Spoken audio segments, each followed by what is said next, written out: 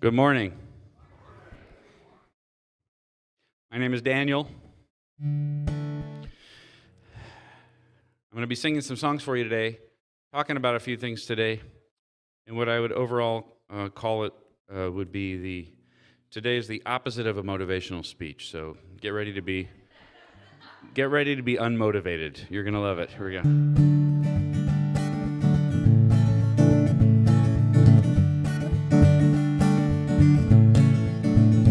I've been planting seeds on the ground, watering them with my sweat and tears, scattering them all around.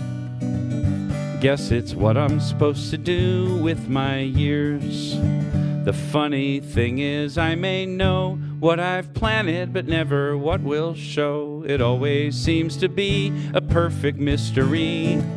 Whatever grows will grow, whatever dies will die, whatever works will work, whatever flies will fly, whatever fails will fail, what's meant to soar will soar.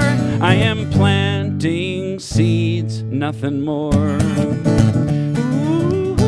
Ooh, sometimes I still like to pretend I know what the harvest will be, but I always find out in the end it was never really up to me. The funny thing is when I just do my work and simply trust, it always seems that life is looking out for me. Whatever grows will grow, whatever dies will die, whatever works will work, whatever flies will fly, whatever fails will fail, what's meant to soar will soar. I am planting seeds, nothing more, and I am only one of billions of seeds. When all is said and done, I just do what's mine to do and let it be.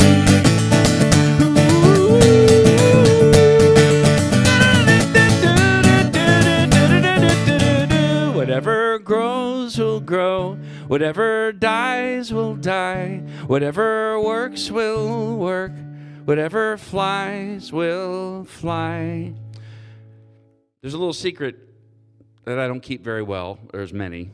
But one secret I don't keep very well is the fact that when I'm singing my songs, all of them, I am thinking about the words that I wrote. And I'm free associating, I'm remembering when I wrote them and why I wrote them and memories I have that are attached to songs over the years. So for this particular song, I remember when I finished it, I thought that is the most cheerful song with the word die in it that I've ever heard. Whatever dies will die, whatever works will work, whatever flies will fly. Another memory I have is my dad hearing the song for the first time. And his first response was, "Oh, finally got one under 3 minutes." Whatever fails will fail. So I make sure to elongate it, by the way, to it's never 3 minutes anymore. What's meant to soar, but I don't have any issues. Soar will soar, I am planting seeds. I also always think of, I don't mean it as a pretentious thing, but I think of influences for me, musical influences. I grew up listening to the Weavers and the Limelighters and the Smothers Brothers and, folk music. My dad, we always had folk music playing. And to me, this is a Peter, Paul, and Mary song, I am planting seeds. Another thing I think about this song is that it's sneaky difficult. I don't know about you. I do not create something and then truly allow it to fly or fall, to succeed or fail. I am not this detached. I'm just kind of working on it. Whatever grows will grow, whatever dies will die, whatever works will work, whatever flies will fly. A parent, a child, a marriage, a business, a body. Whatever fails will fail, and what's meant to soar will soar. I am planting seeds. Whatever grows will grow. Whatever dies will die. Whatever works will work. Whatever flies will fly. Whatever fails will fail. What's meant to soar will soar. I am planting seeds. Whatever grows will grow. Whatever dies will die. Whatever works will work. Whatever flies will fly. Whatever fails will fail. What's meant to soar will soar. I am planting seeds. Planting seeds. I am planting seeds. Sorry, nothing more.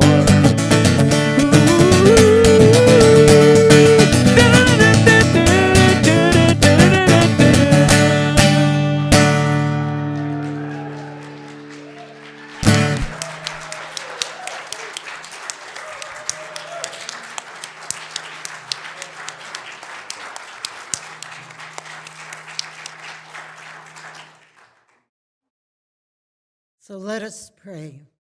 Let us pray gratitude. Let us pray thank you. Thank you for the music. Thank you for Daniel's presence. Thank you for this amazing community that is now gathered. Thank you for the love in our hearts, the love that brings us together. Thank you for this moment, the beauty and the power of this moment. Thank you, God. Amen.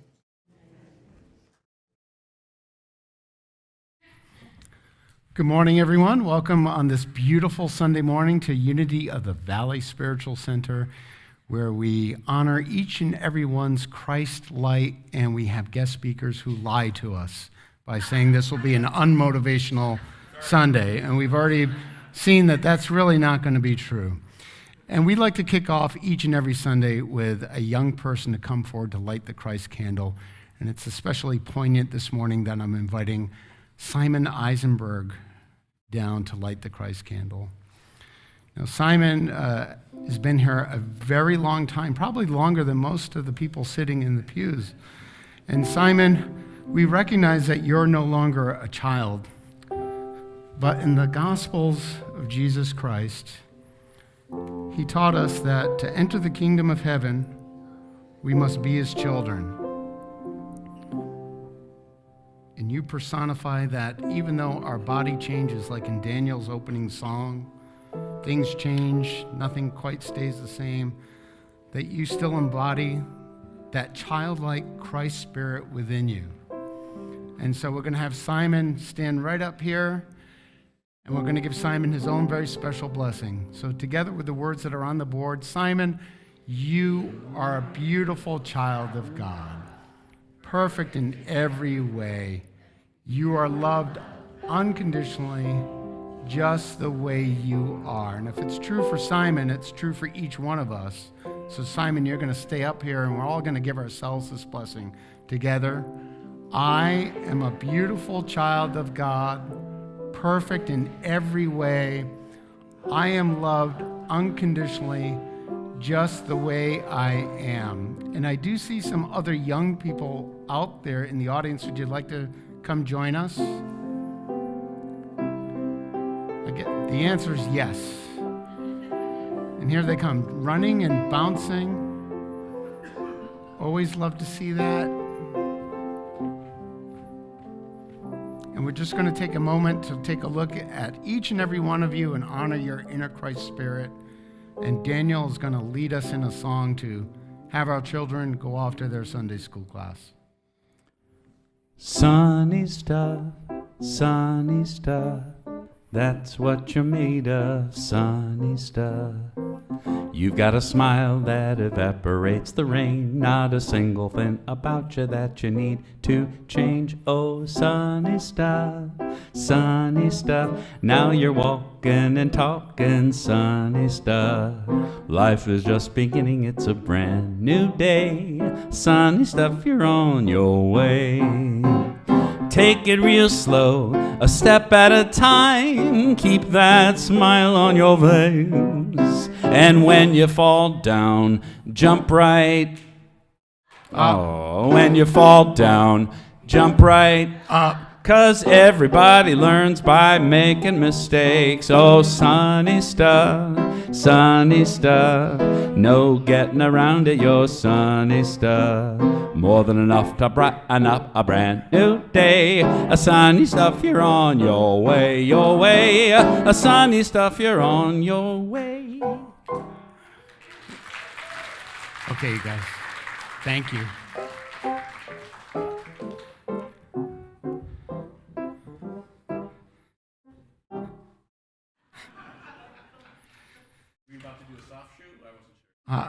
I will spare the congregation that agony. Yes. Well, welcome everybody. As we said, we want you to feel quite at home with us, and we'd like to invite you after the service to join us in our social hall for some refreshments.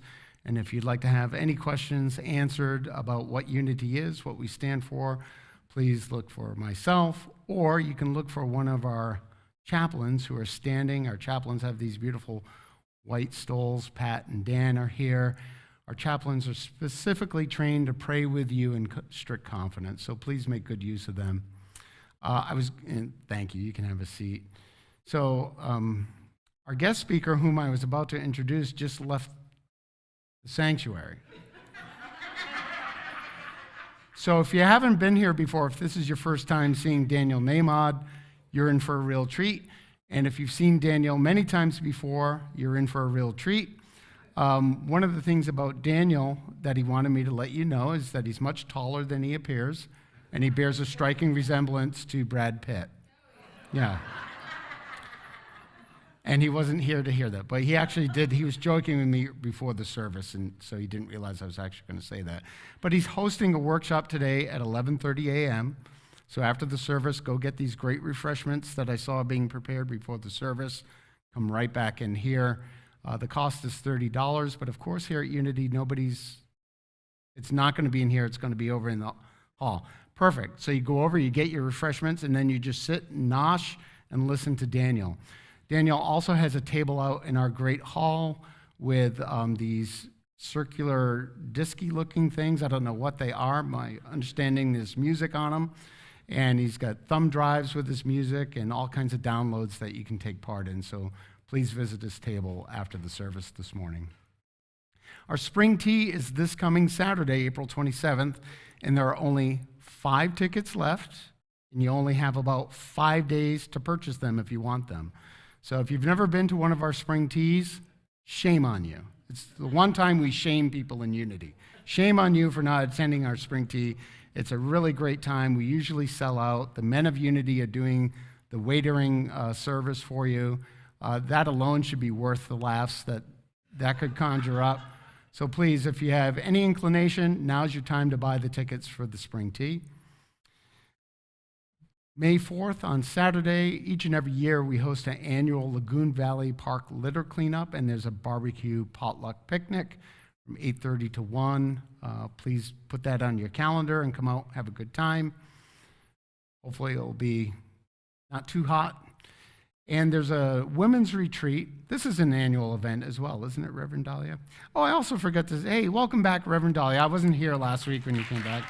So she's hosting a Here in Heaven women's retreat Friday, June 28th through Sunday, June 30th at the Villa Maria del Mar in Santa Cruz, California, which I hear is absolutely beautiful. You can call the office for more information.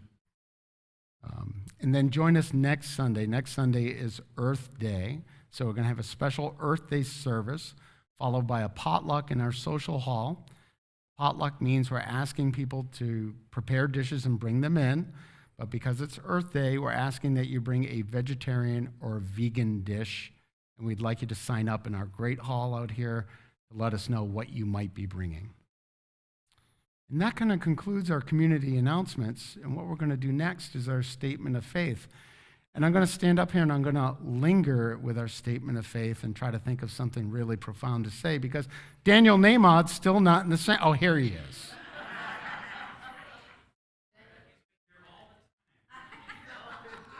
So I'd like you to join me in our statement of faith. Together, there is only one presence and one power in the universe, in my life, God the good. Now we've installed special seat belts. Buckle in, because Daniel's going to take over.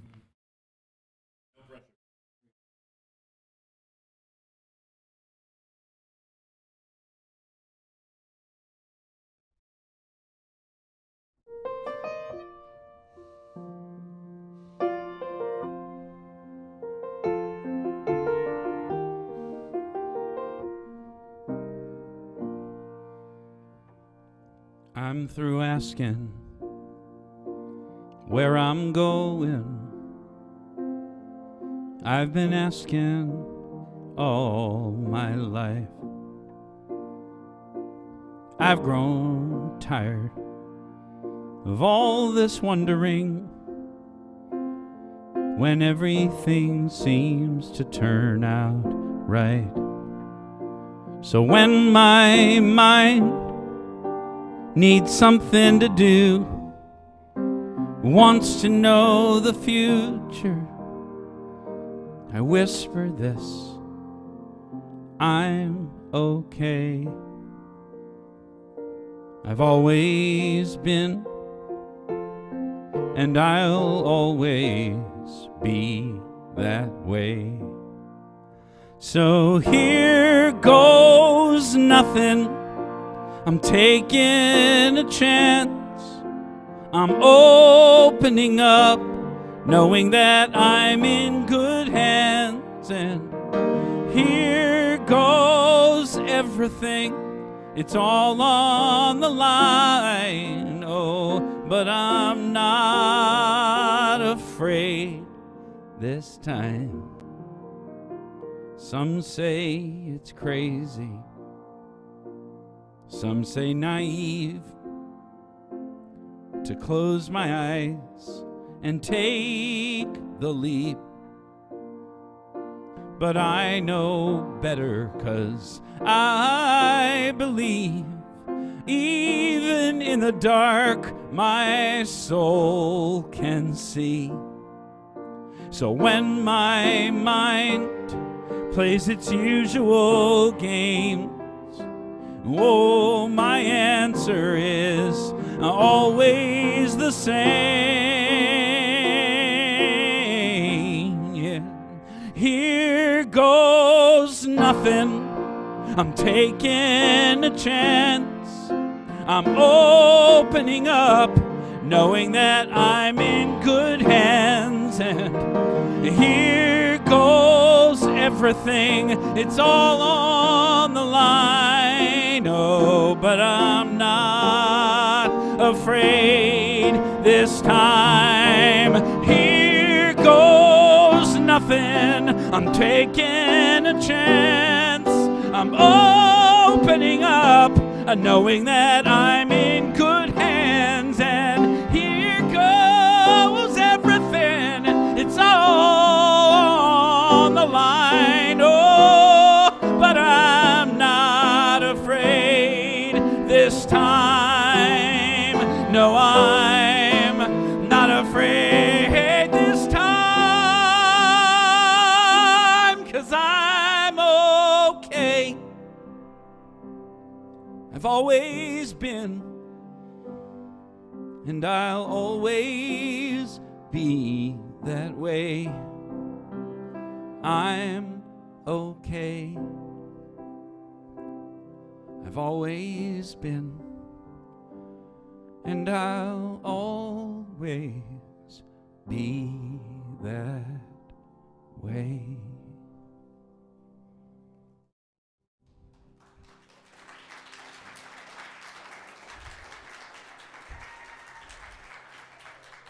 Thanks. If I asked you to, if I just, like, I'm going to blurt out a question, see what comes to your mind. Think of somebody who once said something to you that moved you surprisingly. A sentence, a compliment, an encouragement. Can you think of somebody? Somebody who said something, a teacher, a wife, I had a girlfriend years ago who I don't remember what I was very sad about something. It must have been family related, And she said to me, I want you to know that she was so, sad for me somehow at the time. She said something like, even if we're broken up, I want you to know you can always call me. Still remember, she said it to me, I'm thinking in the early 90s. I still remember how kind that was, that sentence. You know what I mean? It like struck me. I remember, I'm sorry, my answers are not more important than yours. I just happen to have the microphone. But like, when I ask that question, I think of things I didn't expect to think of. I just thought of Mrs. Berkeley, my English teacher in, must have been my English teacher in 8th grade. And I wrote an essay. We had term papers. We were going to write teach the class a subject. One joker, I still remember him teaching the class how to brush your teeth. And it was so stupid, and we were all laughing the whole time. And of course, what I taught the class was about the structure of the atom. Well, I mean, in a very the sort of the planetary model, the nucleus, the protons, neutrons, and electrons, that kind of thing. And afterwards, Mr. Berkeley said, you have a real talent for explaining a complicated subject so that people can understand.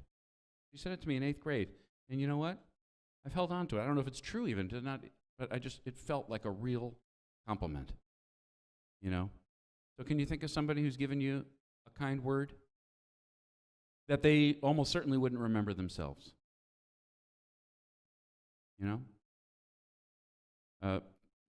That, as far as I can tell, is the definition of planting seeds. That is the actual way that you and I change the world. I don't know if you noticed that United Nations is not great at making the world a peaceful place. I mean, that's not to say they're not doing their best. Thousands, hundreds of thousands of employees, who the hell knows, all over the world working for the UN, doing their best to ameliorate suffering and, intervene before or during conflict, for sure. But have they succeeded in making the world a war-free zone? Which was absolutely its vision. I mean, it's one of the best ideas the world has ever had, was to bring a representative, at least, of every country in the world, approximately, into a room to talk. Can you imagine? Like a family therapy session for every country in the world. What a brilliant idea. But it hasn't made the world serene. It hasn't brought some kind of paradise. It's done the good that it could do. Well, sometimes when I look at I'm stupid enough to read the news. I don't know if you are too. Congratulations. Not stupid's the wrong word, but I don't know what the word is. It's not stupid, it's the wrong word. But I read the news, and then I despair, and I feel less powerful, and I want to fix things. And of course I can't. But one thing that sort of paradoxically comforts me is I think to myself, neither can the United Nations. So why would I sit here on my relatively cheap little couch in our desperately needing rehabilitation fixer-upper / knocker-downer home that my wife and I are slaving over for the last few years, and for the next 20 years it looks like. Why would I sit on this couch, read something that's happening in the world, and think to myself, I have to do something, and decide that I'm slacking somehow if I fail, that I got to do something. I got to do something. And the answer is no, I don't got to do something. There is nothing I can do, for example. And by the way, sorry, I'll say this now, and I'm sure I'll say it this afternoon at the workshop. Feel free to disagree with anything I'm saying. All right? If you're either more or less cynical than I am, or more or less activist than I am, whatever you believe, your business, not mine. I'm just talking. So if you agree, it's fine. If you disagree, it's fine too. He clearly disagrees, and thank you for your support. You know what he was saying? Listen to this guy. Listen to this guy. Did you hear it? No. All right. Anyway, so I'm sitting there, and again, go where your mind goes with this. That's how the workshop is too this afternoon. Go where your mind goes. Do you read the news about Ukraine or Gaza or homelessness or some murder on the streets of some city or another? Do you read that news and despair? Do you read the news and think it's all going to hell? It's all falling apart. Or do you read the news and think I have to do something? And then, failing to end the war in Ukraine on my couch in Orange County or on your couch in Vacaville, do you then think, I'm really letting somebody down here? Or you send $10 to the Red Cross, and when you're sending the $10, do you or I think, really should be 20? Or when you volunteer at your church, I really should volunteer more. In other words, have you and I taken it upon ourselves to do more than is actually possible to do? And falling short of that, do you and I then abuse ourselves with crankiness and judgment for letting ourselves down, for not ending the war in Ukraine, which the United Nations can't do? I mean, to cast even a broader net, Jesus is sometimes referred to as, Prince of Peace. Well, I'm still waiting. I don't know about you.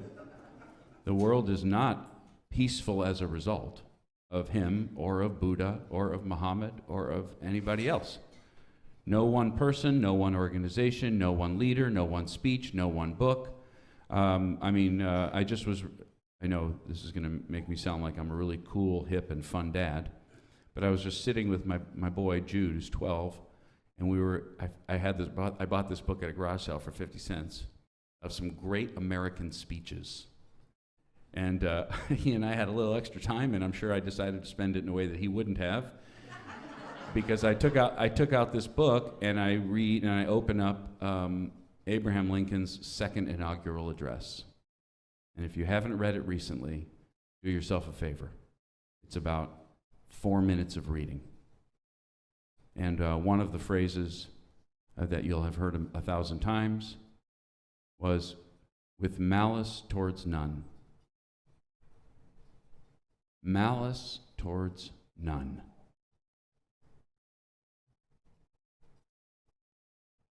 He said that at the end of the Civil War, having been president through battles where he visited battlefields with thousands of boys dead on the field,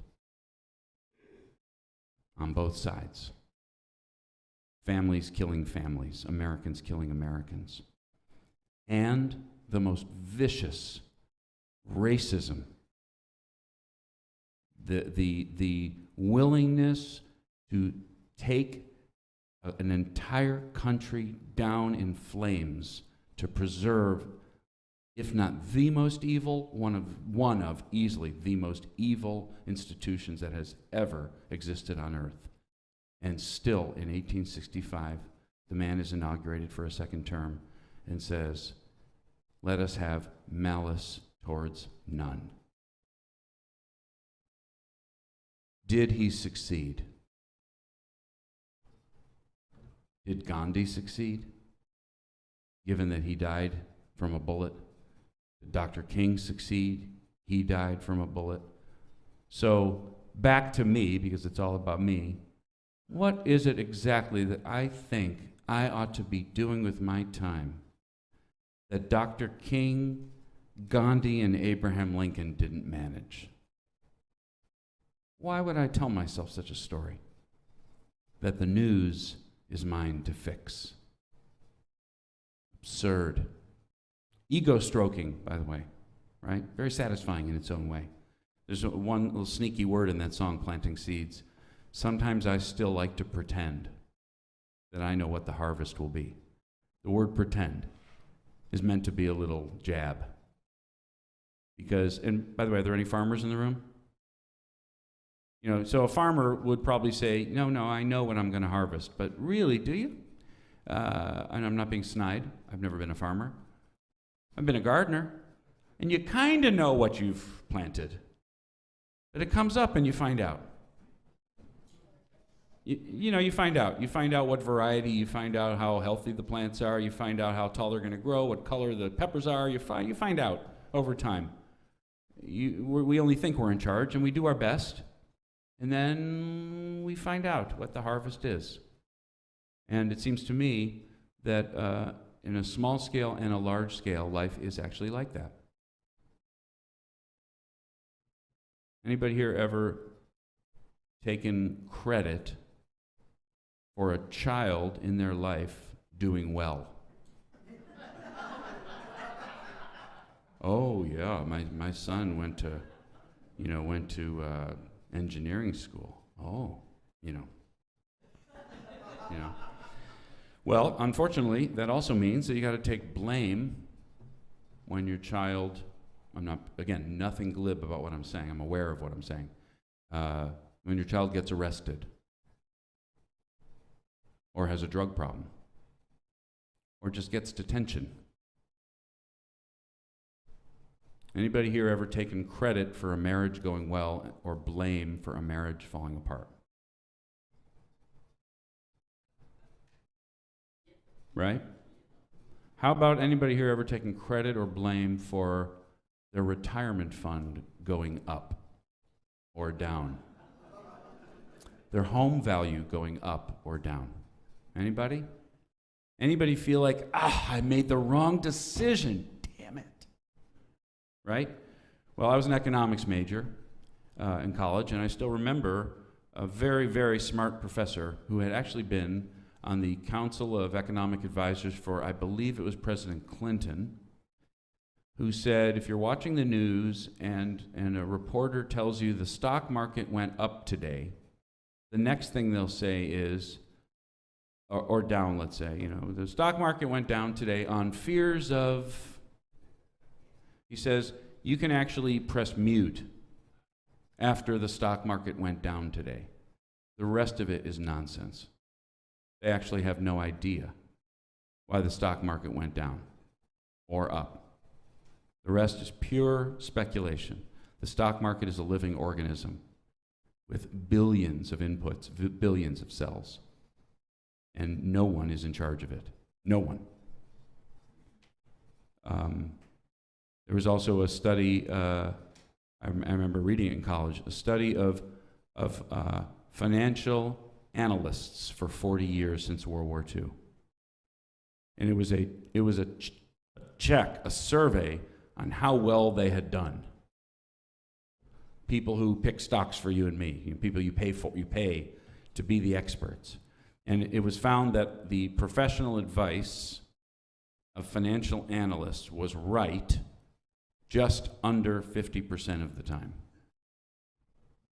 Which means you and I could sit in a room and flip a coin, buy the stock, don't buy the stock, invest, don't invest, sell the house, buy the house, flip a coin, and we would do a tiny bit better than all the world's CPAs and MBAs and nonsenses, of people who claim to know, who pretend to know what the harvest will be.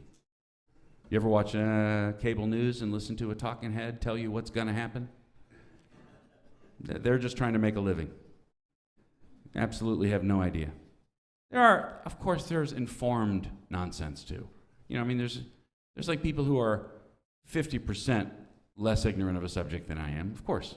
90% less ignorant, but they still don't know. Everybody's just pretending to know.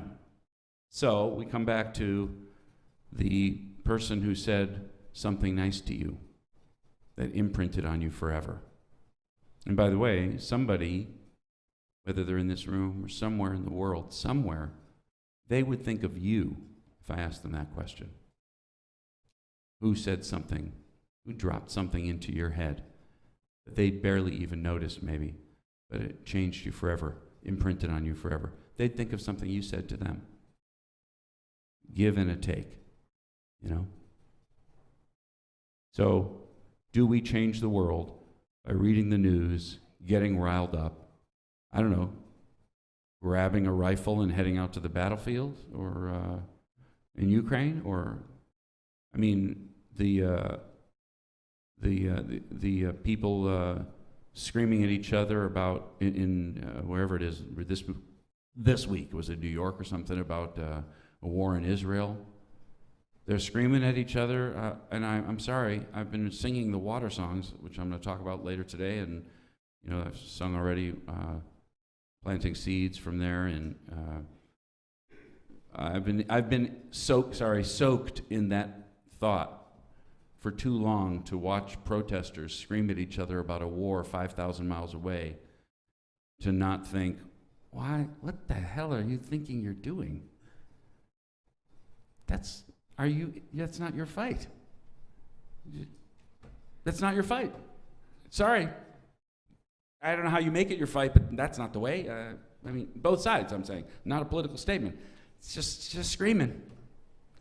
I don't know what it does. I guess it gives you a feeling that you're involved somehow, but you're not involved. You're just screaming. On either side, again. I'm not making a statement on either side. How hard do you and I fight battles that aren't ours?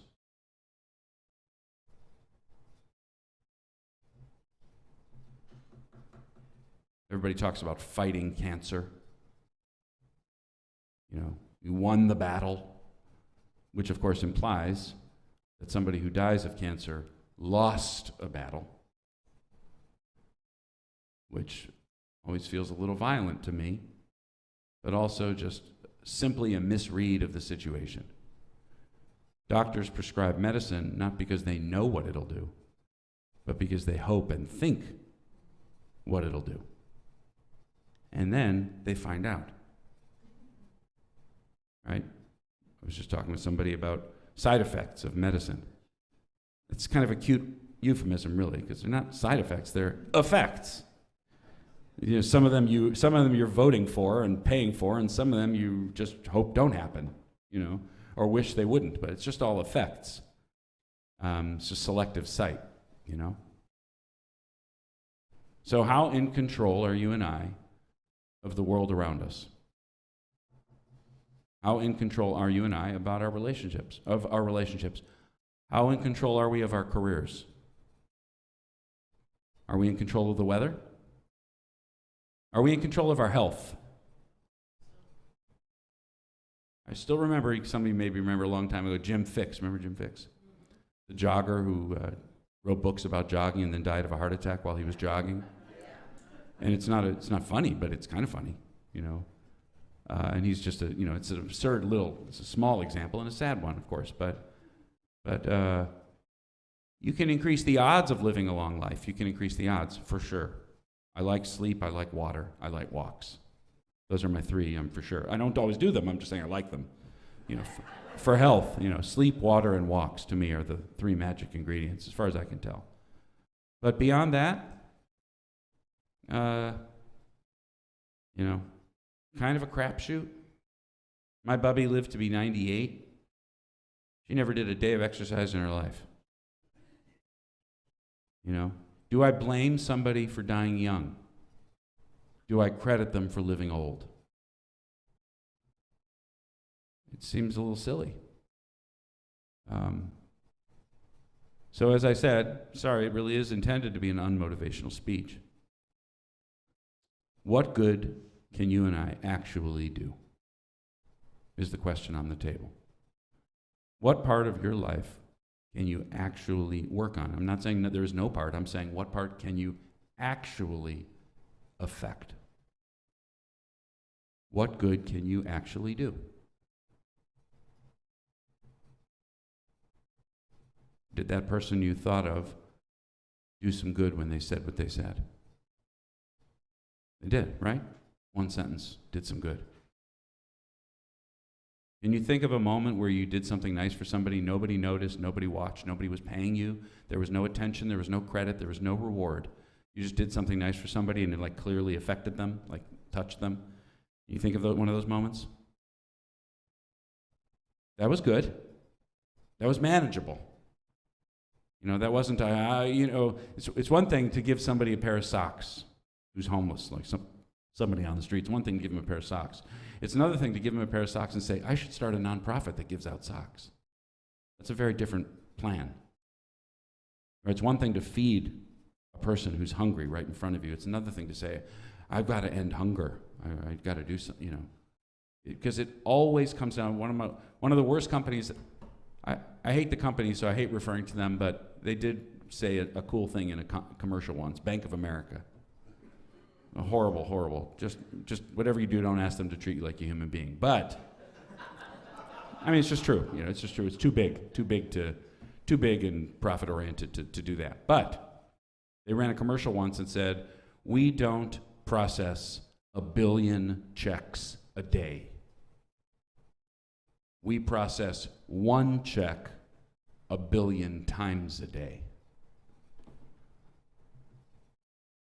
So do you lose 50 pounds, or do you have half a dessert instead of the whole today? Do you save up for retirement, or do you spend $5 less and skip the Starbucks? Which choice is actually before you? Do you raise a happy child, or do you give them a couple extra words of encouragement today and then make the same choice again tomorrow? One little thing at a time is all we get, as far as I can tell. I mean, there's 10-year plans, but they never happen. Ever. Nothing ever happens that's planned years in advance. Ever. No 20-year plans, no investment plans, no retirement, nothing ever. I mean, have you ever heard of anything? Have you ever heard of anything that was, what year is today? This is 2024. So if somebody made a 20-year plan in 2004, you think it's coming true now? Impossible. But today, I can slim down an ounce or two if I have unsweetened iced tea instead of sweet. I'm an addict of sugar, right? So for me, every time I have a drink, and not alcohol, I don't drink alcohol, but every time I have a drink, I decide, am I going to put 160 calories of sugar in this or not? Literally, that's it. That's all I get. I don't get to lose 50 pounds, which I probably should. I get to decide today whether I have sweet or unsweet tea. That I can handle. That I can manage. That I can do. I can process that. And tonight, when I go to sleep, I can actually think, yeah, I cut 160 calories of pure sugar out of my diet today. You know, that I can do. Every day. Have you ever done a workout or a diet program? You know, diets all fail, right? I mean, gyms are filled with people who are not there. You know, who have annual or lifetime memberships, who never go. And they're not evil, but they know exactly what they're doing when they sell you a membership. They're selling a New Year's resolution. And we all know how those go. Because we can't make a year resolution. The UN can't make a year resolution. They have thousands of people watching the calendar and watching the world situations. They can handle today. Let's bring meals to that place today. Let's get those two leaders in a room today. That's it. Longer term plans are pretending to know. So I don't know if you find this to be a discouraging thing or an encouraging thing. To me, I find it extremely manageable and bearable in a way. So I'm going to sing another song.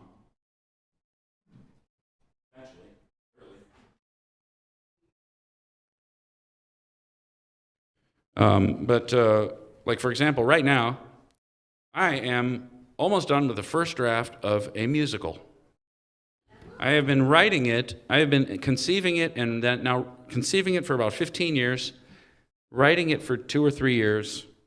It is probably 40 new songs.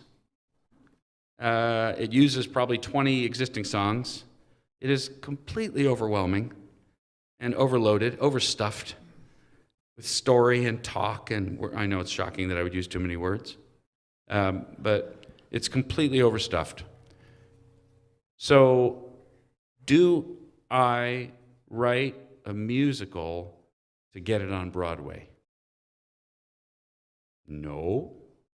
Have you ever tried to write a book?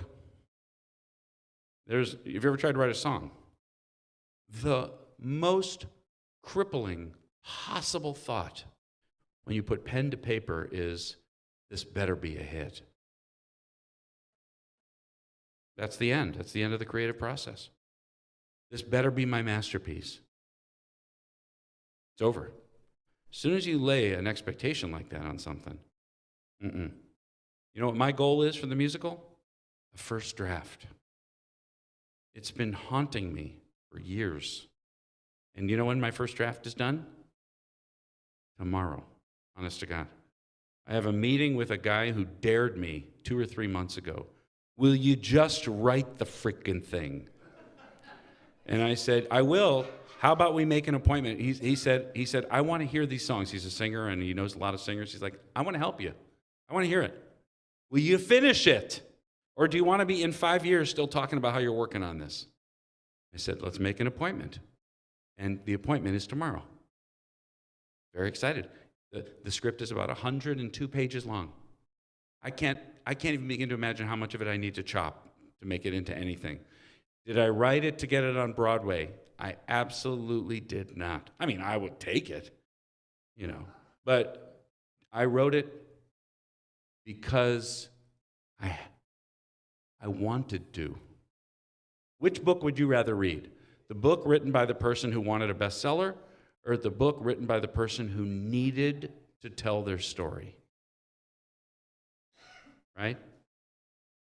So when you and I put pen to paper, literally or figuratively, when we embark on a relationship, have you ever been on a date with somebody who was desperate to get married? That ain't fun. How about you go on a date with somebody to get to know somebody and to go to a restaurant you haven't been at before? That you can do, right? To enter into something with an eye on the outcome is to completely take yourself out of the present experience. Because all you're thinking about is what you're going to get out of it, where it's going to lead. I cannot think about where my musical is going to go. I just want to finish a first draft. After that, whatever grows will grow, whatever dies will die. So, I'll close with a song and a quick story about this that's along these lines. I may have sung this for you before, and I may have told you the story before, but some of you probably didn't hear it. And it just is so consistent with what I've been saying. And that is, this is a story. This is a song that was inspired by a phone call we received from our boy's teacher, his first teacher actually, who called to say, I want you to know your son Jude is now 12, so this is about 6 years ago. I want you to know your son is the kindest boy in our class. And of course, I started tearing up right away. And my wife was like, oh, Jesus, you're not going to start crying, are you? And I said, yes, I am. That's off the subject. Anyway, so the teacher says, but I want you to know something that happened today. There's a boy in the class named Evan who was getting in all kinds of trouble, having all kinds of trouble in school. And you think, what kind of trouble could a 6-year-old get into? The answer is he had just arrived in the country from Vietnam, didn't speak a word of English. So he couldn't follow instructions. He was throwing elbows, and he was talking out of turn, and who could blame him? He didn't know where he was or what he was doing or what was being said. Not his fault. And the teacher was lovely and didn't blame him either, but it was a constant struggle. The parents didn't speak English either, so they were being called into the office and to talk, and nobody could talk to them, and it was complicated for like 6 solid weeks of school at the beginning. And then the teacher called and said, his name is Evan, let's say, and the teacher called and said, I want you to know that I finished reading a book today in class for all 28 kids on a rug. And when I finished, your son raised his hand and said, I think Evan did such a good job listening that he should get an extra point today. That was it. She said, it was so sweet, I wanted you to know. When he came home, I told him, I said, Evan probably didn't understand what you said, but he knew how it felt. And it might have been the first time that the entire class looked at him and smiled. and you'll probably never know what it did, but I promise you it did good. And those sentences and those little acts. So he's 12 now, by the way, and far less inclined to say something sweet for the moment. He's still a nice boy, but he's got a little zip and a little zing, at this point. But when I think about the good that you and I can do in the world, next week is Earth Day. Can you and I clean the oceans? Nobody can clean the oceans. Small sentence, big idea. But can you and I use a little less plastic? A little. Yeah, we can reuse a cup. Yeah. We can wash a plastic fork and use it again. We do it all the time in our house. They survive the dishwasher just fine. You don't need to throw them out. You get, if you order takeout, put them in the dishwasher. Use them again. We send Jude we have 5 or 6 plastic forks. An entire school year, they last just fine. Right? Or you order takeout and it comes in, it's so to me, it's depressing because I have a judgment about it, but you order soup from a takeout place and it comes in this thick, amazing plastic bowl, the sealed plastic bowl that it's expected you'll actually throw it out after you have the soup. You don't need to throw it out. Wash it. So can we do that? Yeah. You go into a national park, they always say, pack it in, pack it out. Leave no trace. One of my favorite concepts in national parks. Leave no trace. Well, I like doing a little bit better than that. Just a little. I'm not a saint, but a little bit better. I like picking up a little bit of trash if I see it. Just a little. Am I cleaning up the entire national park? No. Will somebody else toss some trash tomorrow? Yeah. But that's not my business. Right now, there's a bottle there where I'm standing looking at this view. So how about I just pick it up and throw it out? Yeah, I just made the world a little bit cleaner. That's it. That's all I got. I don't have a truck that I can dredge the bottom of the river. I don't know nothing I could do. But I can pick up that. You and I actually have quite a bit of control. Today, we have quite a bit. Not tomorrow, though. Not on somebody across town. Not on some societal problem that we read about and think, oh no, it's all falling apart. That's not our business. We're seduced into worrying about these things and getting angry about these things. And sometimes it's worth asking, to follow the money. Who wants me to worry about a rise in crime in the Pacific Northwest? Why is that my business even? It's seductive. I believe in a common humanity very strongly, but I think we use the word we a little often. There is no we must do something. Not really, not too often. There are organizations dedicated to everything. There's government organizations, there's nonprofits, there's deeply committed people. You name the cause, and there are people who have given their lives to that cause, to seals or to, or to air pollution or to peace there are people. I'm not one of them.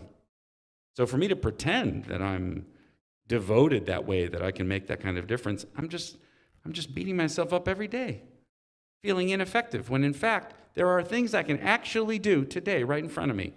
And unfortunately, Danny, they're small things. They're small things.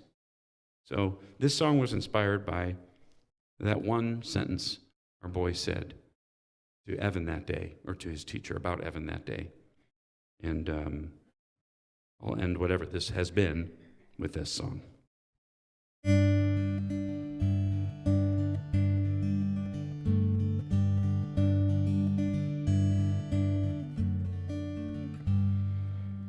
Lately I've been thinking about what motivates me to give a couple dollars to a stranger on the street, to hold the door, carry groceries, help a neighbor in need.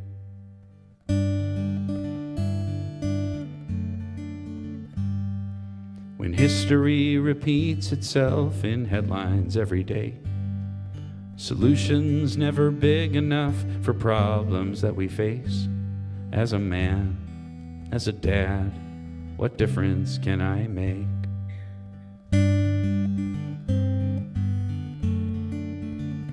Yeah, I know better than to think I'll be remembered for a favor or a quarter or a smile.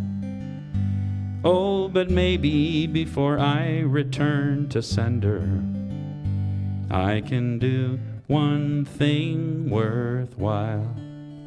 So I'm gonna try to raise a kind child.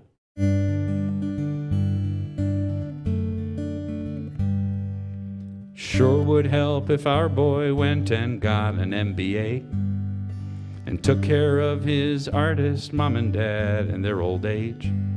But let's face it, Wall Street probably isn't in his DNA.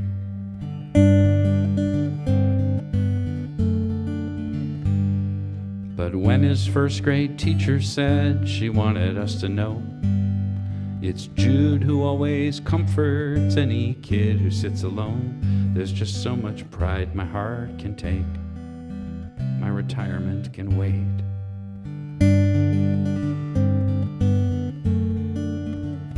Yeah, I know better than to think I'll be remembered for a fortune or a pension or a prize. Oh, but maybe before I return to sender, I'll have done one thing worthwhile. Yeah, I'm gonna try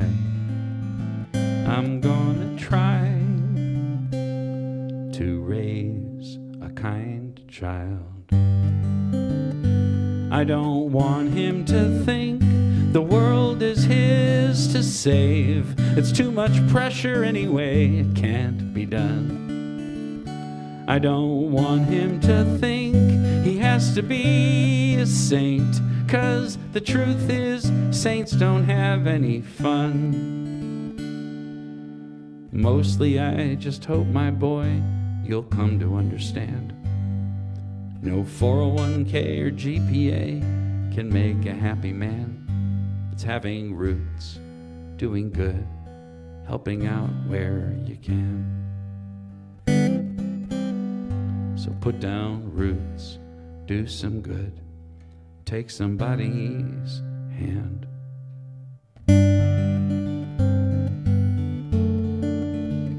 And you'll know better than most what really matters, what makes living this life worthwhile. And there may come a day your own kids will remember how their granddad used to say with a smile that he raised. We raised a kind child.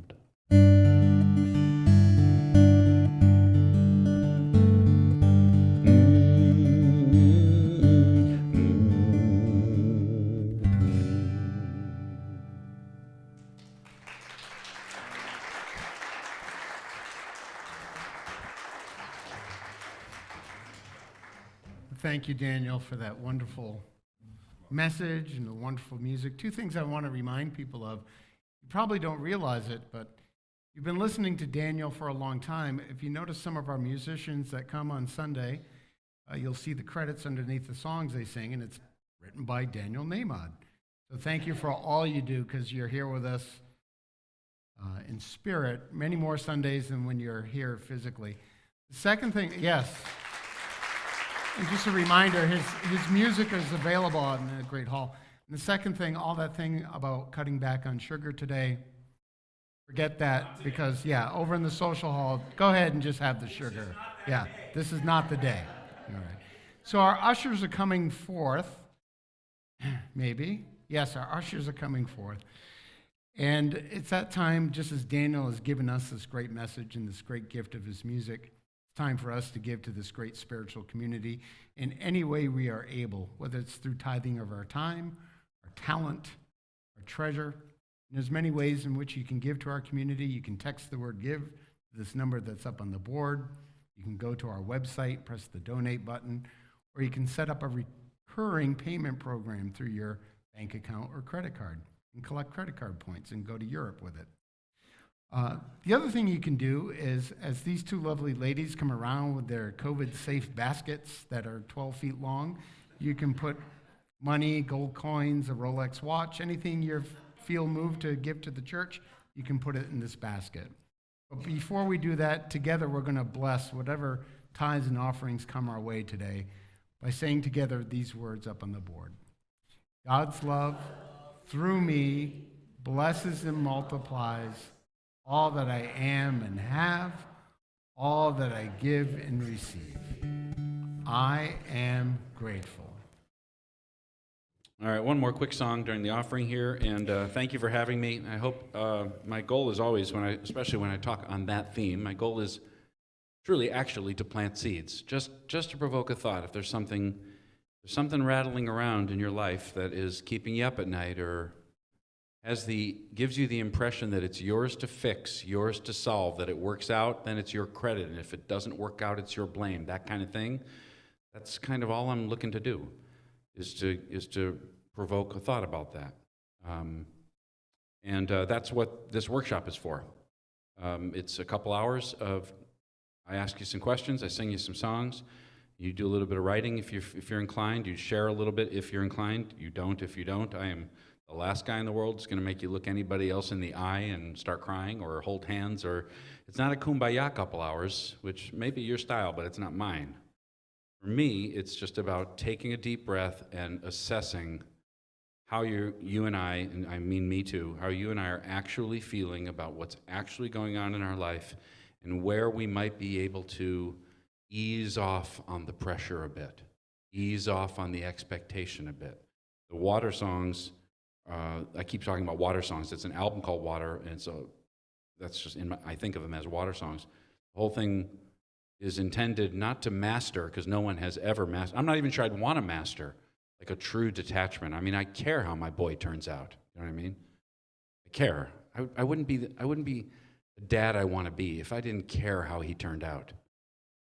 But to dabble in the thought, what if I wasn't in charge of that? What if that wasn't mine to fix? How would I feel today? How differently would I behave? How better would I sleep? That sort of thing.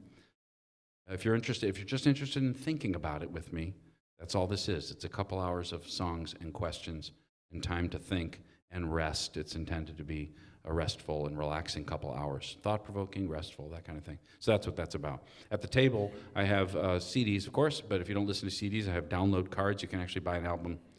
This is the whole commercial. It's almost over already.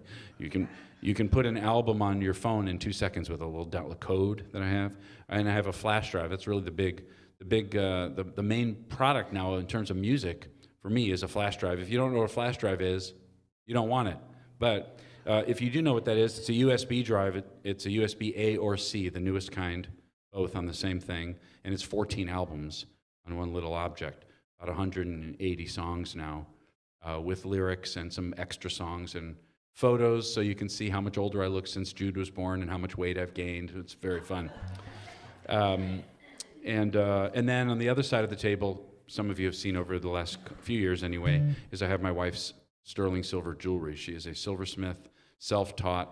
She loves making the jewelry as much as I love making the music, but she's the introvert to my extrovert. So I take the jewelry with me on the road and proudly display it on the table. And it's very beautiful things.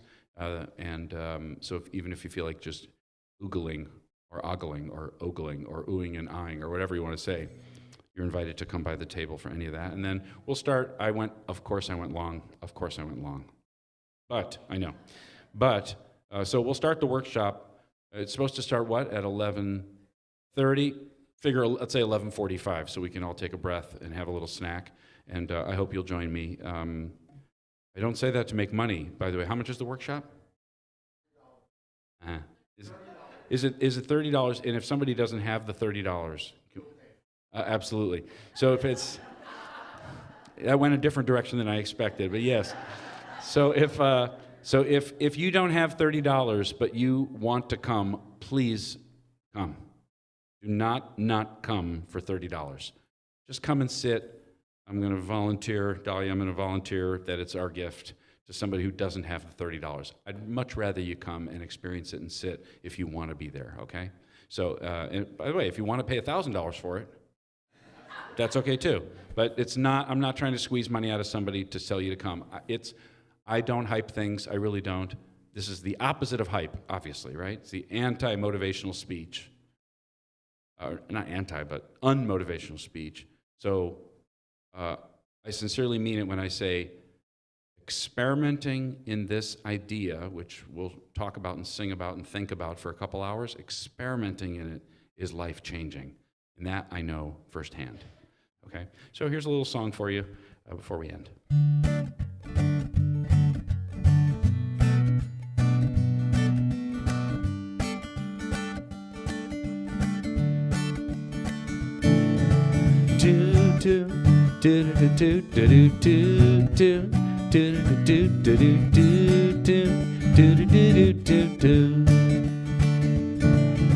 Shouldn't I be grown up by now? Shouldn't I have finally figured out a few things? I ain't a kid anymore. Didn't I go through this back then? Why the hell do I need to again? Who said time was a cure? For a minute I'm the man that I wanna be. Then up comes some adult non-emergency, and my costume comes apart. And I've lost count of the steps and the slips and bad habits I was sure would lose their grip, but still clinging to my heart. And I'm wondering why I learn, and I forget, yeah, I learn, and I forget, oh, I learn, like I'm just getting started. Why do I learn, and I forget, yeah, I learn, and I forget, oh, I learn that life ain't for the faint-hearted. Do do do do do do do do do do do do do. Oh, I wish I could say wisdom comes with age, but lately I ain't so sure. At the end of the day, I just hope I made a mistake I never made before. Tell me why I learn, and I forget, yeah, I learn, and I forget, oh, I learn, like I'm just getting started.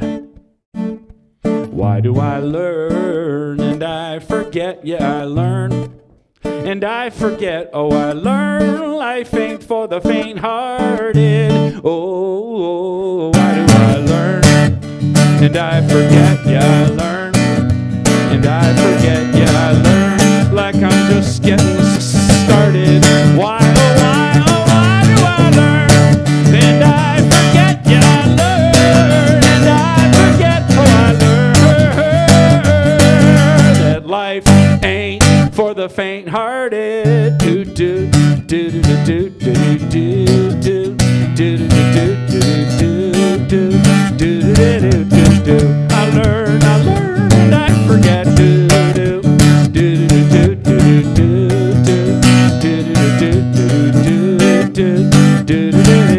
do. Life ain't for the faint-hearted. No.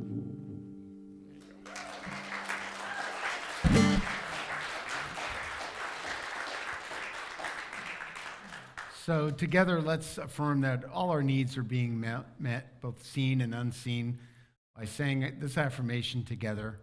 The inexhaustible resource of spirit is equal to every demand. There is no reality in lack. Abundance is here and now manifest. And now I'm going to ask everybody, as you're able, to stand. We'd like to form like a little circle. You may hold hands, or you may respect the person's wishes to not hold hands. as we finish with singing our peace song.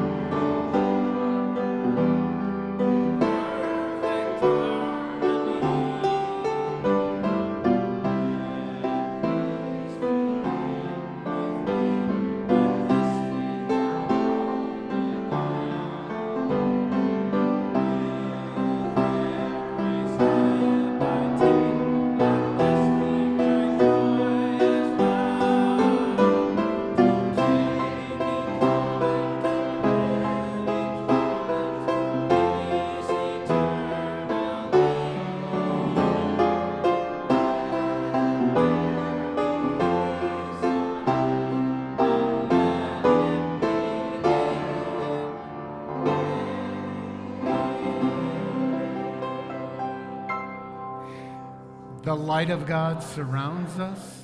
The love of God unfolds us. The power of God protects us. The presence of God watches over us. Wherever we are, God is.